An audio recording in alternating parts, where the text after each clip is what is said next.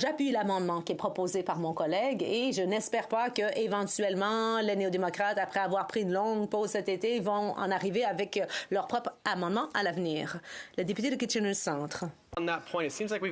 Pour revenir sur ce point, il semble qu'on a deux options qui nous est présentées. La première, se débarrasser complètement du projet de loi puisqu'il y a une disposition dans le projet de loi qui pose problème. La deuxième option, c'est de poursuivre avec le projet de loi qui contient plusieurs bons éléments, notamment de rendre l'accès au vote plus facile, de prolonger la durée du vote par anticipation. Et ce qu'on pourrait faire, c'est simplement éliminer la disposition qui pose problème. Le Parti vert appuie la proposition de la députée de Nanaimo, Lady Smith.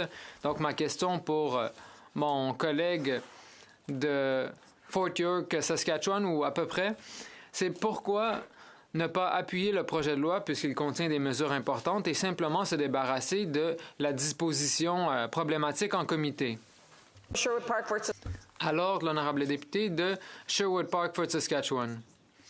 Madame la Présidente, voici le processus. En deuxième lecture, on se penche sur le principe du projet de loi. On doit décider si on appuie le principe du projet de loi ou non. Le principe de ce que tente de faire le gouvernement, c'est de retarder l'élection. Je pense que c'est plutôt évident. Le principe du projet de loi, c'est que le député de Kingston et les îles et les autres ont peur d'affronter le public canadien.